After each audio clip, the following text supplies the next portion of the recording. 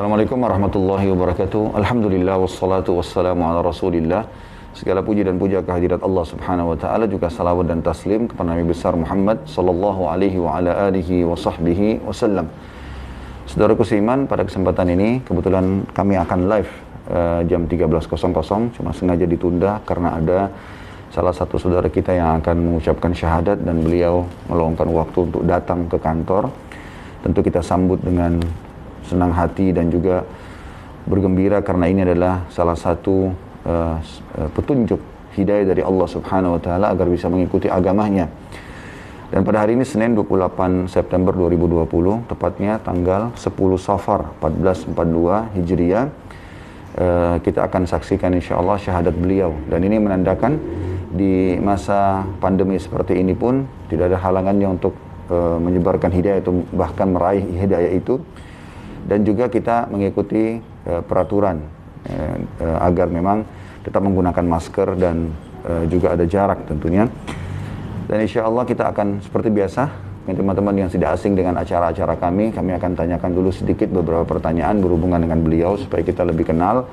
Dan mudah-mudahan Allah subhanahu wa ta'ala ikhlaskan niat beliau untuk mengucapkan syahadat dan menjadikan beliau sebagai muslim yang sejati, yang benar-benar masuk Islam karena ingin mengenal agama Allah subhanahu wa ta'ala dan dimudahkan untuk mengamalkan insya Allah. Baik, saya mau tanya Pak ya, namanya siapa? Tinggal mana? Asalnya dari mana? Jakarta.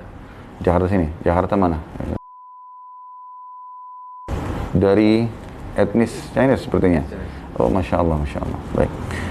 Kebetulan salah satu istri saya juga Chinese masuk Islam. Ya, umur berapa sekarang? Sudah berumah tangga? Belum. Oh, belum. Kegiatan sehari-hari? Belum kerja. Belum kerja. Baik, sekarang kan datang ke kantor dengan tujuan ingin masuk Islam.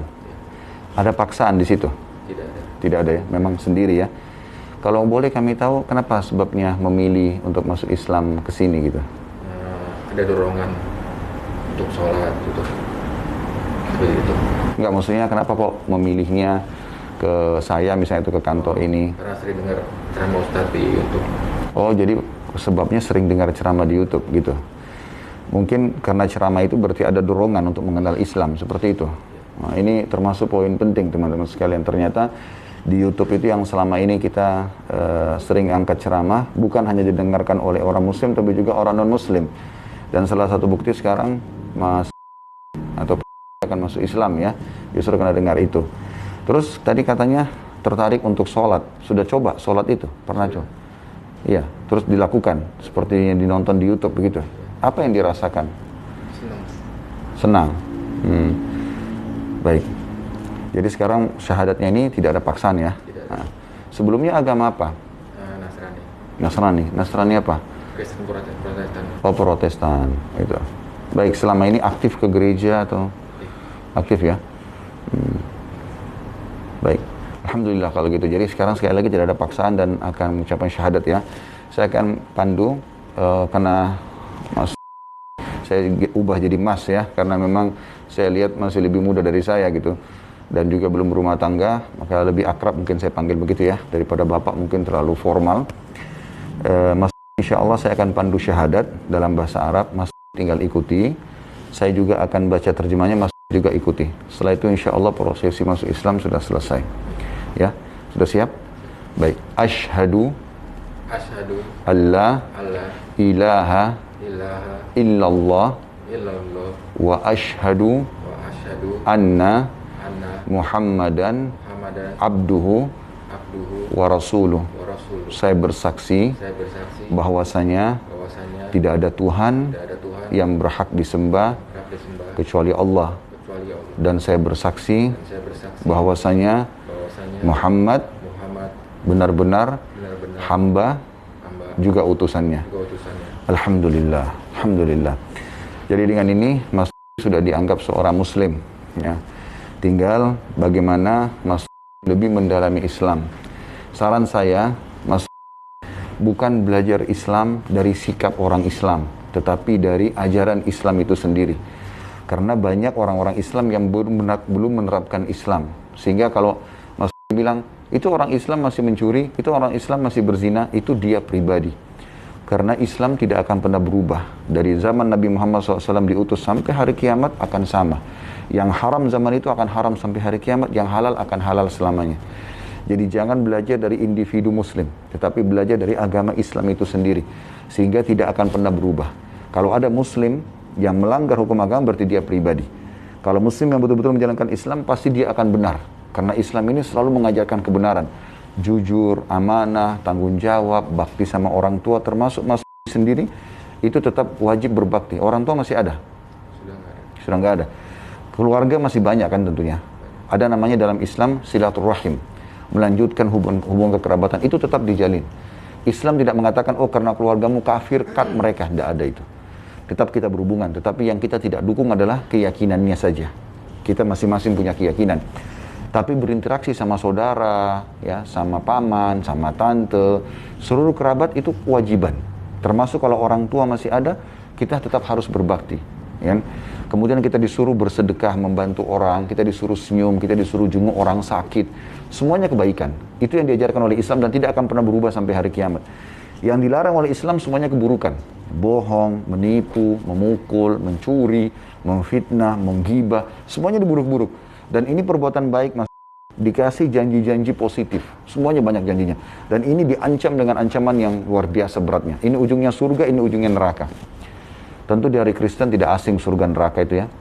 Kemudian yang kedua yang saya ingin titik beratkan, ya yang pertama ingat pesan itu, jangan belajar Islam dari ininya ya, dari orangnya, tapi belajar dari agamanya itu sendiri. Sehingga ambil dari sumber yang benar. Yang kedua, Mas perlu ketahui, kita ini sebenarnya meyakini sebagai orang Muslim Nabi Isa sebagai Nabi. Tapi kita tidak katakan dia anak Tuhan. Karena Allah itu dalam agama Islam Esa. Dalam 4 ayat surah Al-Ikhlas, A'udzubillahi minasyaitonirrajim, Kul huwallahu ahad. Ikrarkan hai Muhammad dan sampaikan kepada seluruh umatmu dan manusia. Kalau Allah itu ahad. Ahad itu artinya Esa, tunggal. Ya, Allahus samad, Allah yang segala sesuatu bergantung padanya. Lam yalid wa lam yulad, tidak beranak dan tidak diperanakkan. Kalau kita bilang Allah punya anak, berarti mana keturunannya? Kalau Allah punya ayah dan ibu, siapa lagi di atasnya? Dan siapa yang awal?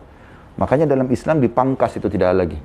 Walam yakullahu kufuwan ahad, dan dia tidak membutuhkan sama siapapun. Itu konsep dasar ketuhanan dalam Islam. Ya? Jadi perbedaan kita sama Nasrani itu. Karena ada juga sebagian orang Nasrani mengira, kita ini karena berbeda Nabi, kita benci Nabi Isa. Keliru. Islam punya 6 rukun. Rukun pertama, beriman kepada Allah. Kita yakin Allah ada dan dia pencipta langit dan bumi. Tidak ada Tuhan selain dia. Yang kedua, iman kepada malaikat. Ada malaikat yang mencatat amal baik, amal buruk. Ada malaikat yang mencabut ruh, ada yang meniupkan ruh, ada yang menurunkan hujan, ada yang mengatur langit. Ini segala, ini rukun iman namanya. Nanti Mas Rudi bisa belajar lebih jauh. Dan di YouTube itu termasuk ada penjelasan saya. Yang ketiga, iman kepada kitab-kitab. Termasuk kita wajib iman kepada kitabnya Nabi Musa, Taurat, iman kepada kitabnya Nabi Daud, Zabur, iman kepada Injil, kitabnya Nabi Isa, dan iman kepada Al-Quran, kitabnya Nabi Muhammad alaihi wassalatu wassalam. Ini wajib kita katakan. Jadi kalau ada orang Muslim bilang Injil bukan kitab dari Allah, itu bisa kafir. Atau Allah tidak pernah turunkan Injil, itu bisa kafir. Tapi kalau kita katakan Injil sekarang sudah banyak berubah, iya. Tapi apakah pernah Allah turunkan Injil? Iya. Harus kita imani itu. Yang keempat itu adalah beriman kepada Rasul-Rasul. Dalam Islam kita diajarkan Allah mengutus 124.000 Nabi. Di antaranya 313 Rasul. Yang wajib kami umat Islam, kita ini umat Islam termasuk sekarang, meyakini 25 Nabi dan Rasul. Di antaranya Nabi Isa. Dan kita orang Islam meyakini Nabi Isa akan turun di akhir zaman untuk menerapkan syariat Nabi Muhammad SAW. Itu. Kemudian yang kelima, beriman kepada hari kiamat. Tentang prosesi terjadinya kiamat, tanda-tandanya, sampai akhirnya hari kebangkitan, hisab, hari kiamat, sampai surga dan neraka. Dan yang terakhir, yang keenam adalah beriman kepada takdir baik, takdir buruk. Jadi ini konsep dasarnya gitu.